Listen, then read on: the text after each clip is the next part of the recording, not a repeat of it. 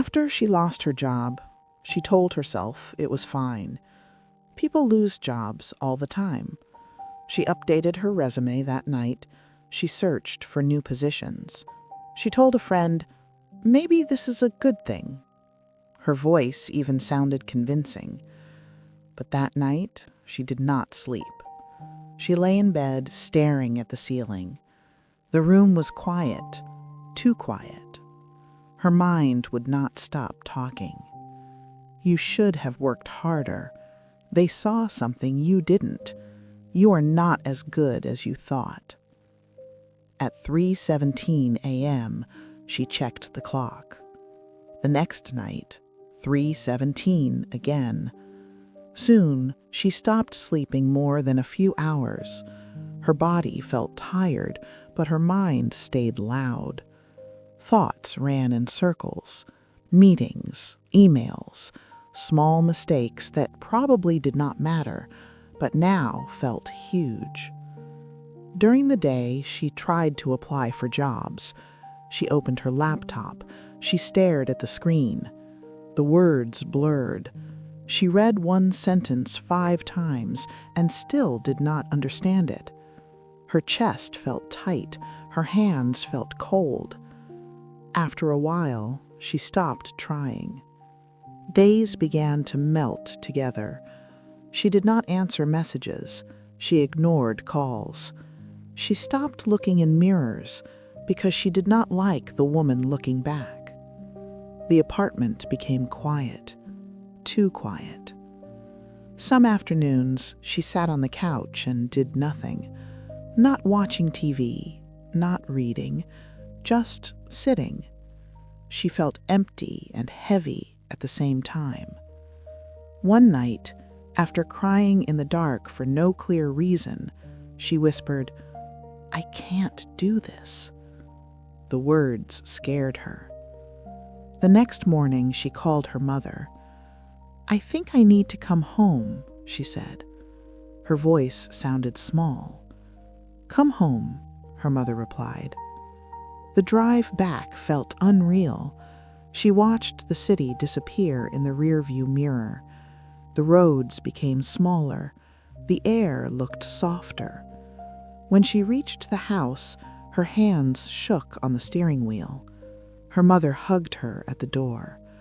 The hug lasted a second too long, like they both knew this was not just a visit. She carried her suitcase upstairs. Her childhood room looked almost the same. The pale walls, the old desk, the faint marks on the floor where her bed used to be. It felt like stepping into a memory. She closed the door. She stood in the middle of the room for a few seconds. Then her knees gave out. She fell to the floor and began to cry, not quiet tears, deep, painful sobs that came from somewhere she had been holding shut for months. She cried for the job, for the version of herself she thought she was becoming, for the way she felt like a failure, for how tired she was of pretending she was strong. She pressed her forehead against the carpet and cried until her body shook. She did not know how long she stayed there. When the tears finally stopped, she felt empty, like something inside her had cracked open. The days at home were slow. She slept at the wrong hours. She stayed in bed even when she was awake. She scrolled through her phone without seeing anything. Sometimes dark thoughts came. You are behind in life. Everyone else is moving forward. You ruined everything. One afternoon, she sat on the edge of her bed and thought, if I disappeared, would it matter? The thought scared her so much she started crying again. She did not want to die. She just didn't want to feel this way anymore. That was the truth. Her mother knocked softly sometimes and left food outside her door. She did not ask many questions. She just stayed close. Small things became very hard. Brushing her teeth, taking a shower, changing clothes. Some days she failed at even those. She hated herself for it. But one evening, something small happened. She was standing in the kitchen when she heard her mother drop a plate. It shattered on the floor. Her mother froze. For a second, she looked tired, older. "I'm fine," her mother said quickly. Without thinking, she knelt and began to pick up the broken pieces. "Careful," her mother whispered.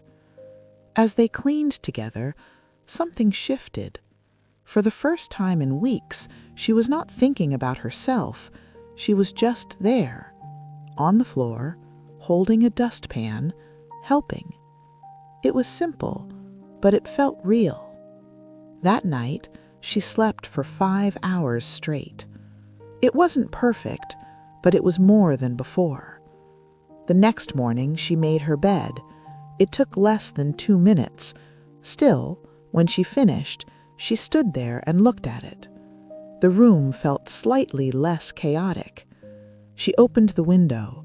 Cold air filled the room. She closed her eyes and let it touch her face. Later that day, she found an old notebook in her drawer. It was when she was 16.